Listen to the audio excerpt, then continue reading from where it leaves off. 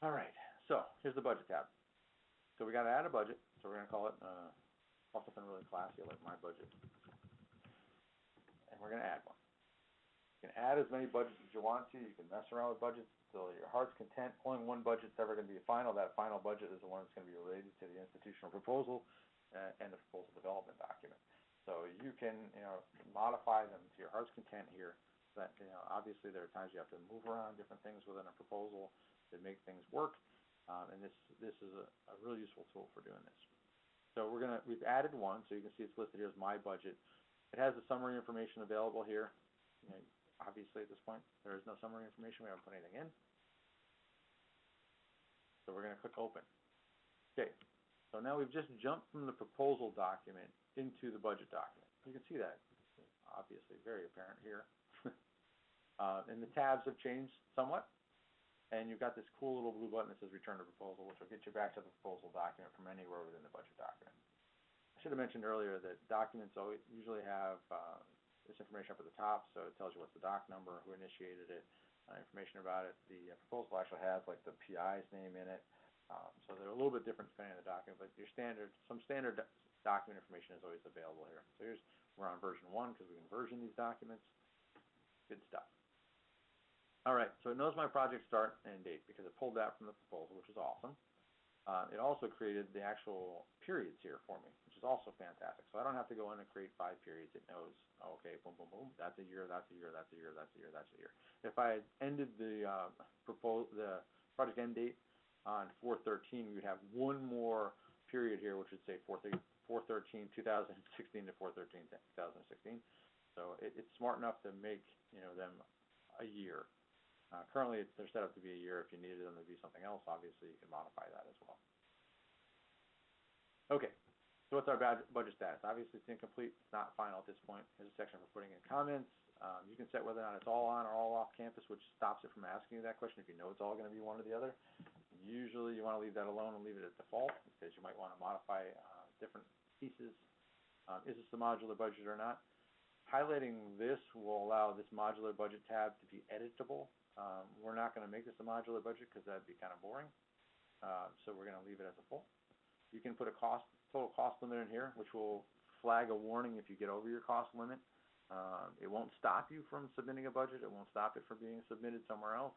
It just gives you a warning. If you wanted to pull in residual funds from a previous project, you can do that here. You can identify your unrecovered F&A rate types and F&A rate types here. They standard out to MTDC, which is pretty standard. All right, so this is your kind of like your window into what's going on. It started you out on this parameters tab. If it started you out on the budget versions tab, you would think you hadn't done anything because it looks exactly like the tab in your proposal development record. So you would have clicked it, you would have got this, you would have probably said to yourself, well, that didn't do anything. So they move you over to this tab so you kind of get a sense for that I'm in a budget now. Okay, we're going to go into rates. Again, value of a ERA system over trying to do some of the stuff in Excel spreadsheets and Access databases and on paper is that you can standardize this information and pull it in from the system. Some of these have been created. What it's supposed to do and will do is pull the most recent year in the system in for your budget. So it's smart enough to know if this was a 2011, if we had MTDC campus rates, on-campus rates for that fiscal year, it would have pulled it in. The most recent one it can find is 2008. You can see down here, for example, there's some 2002 numbers, 2006, 1980. Again, it's a test system, so they didn't put a lot of information in. Some of these don't even have rates in them. These rates would obviously all be filled in your implementation. And then they would pull into this tab called applicable rates. So you can see it says 48 here, and they put in 48 here. The reason it does that, and it has that field, is because that may not be the rate that you're going to do on this proposal. For whatever reason, there may be some sponsor, on this particular one, they may not allow the same rate. Something else might be going on at your institution. The rate might be wrong. Maybe you know that there's obviously a 2011 rate, and this is pulling the wrong one. So you can change this on the fly. Got some buttons down here called sync rates and reset rates. Those buttons really have to do with let's say we were going back into this later and editing it.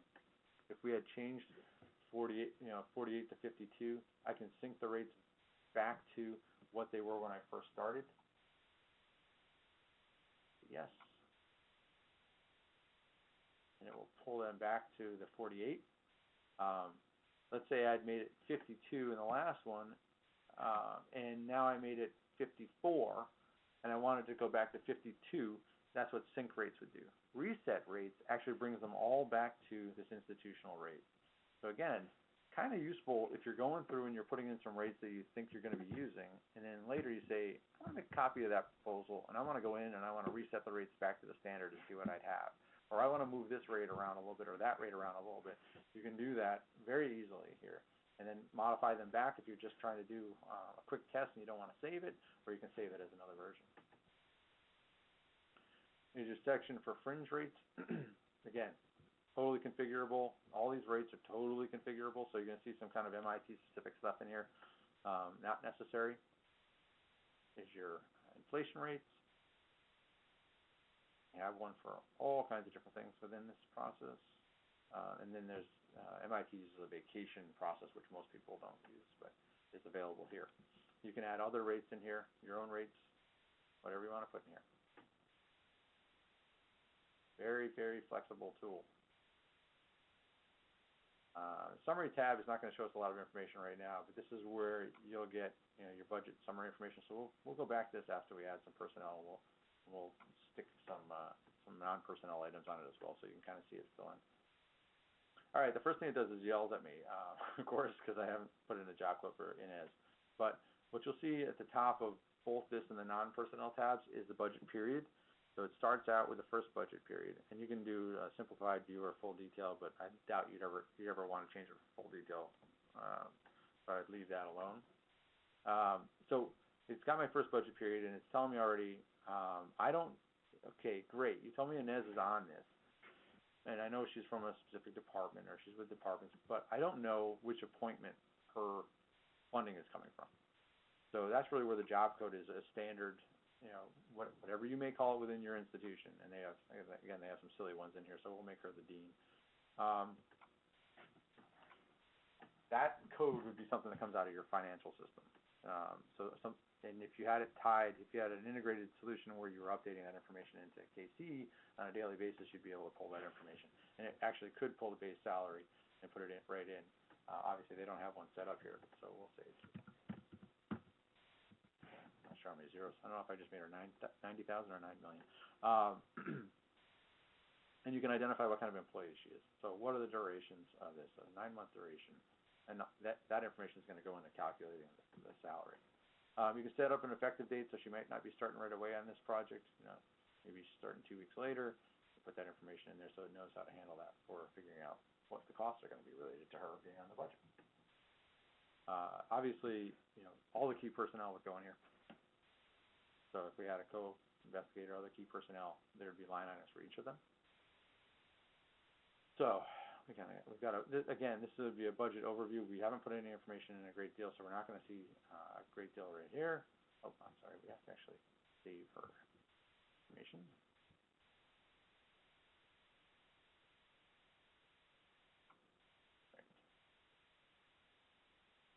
All right. So now we got to come down here. We got to grab Inez. And you may have additional object codes. So she's faculty tenured. Salary is tenured on. Again, totally configurable.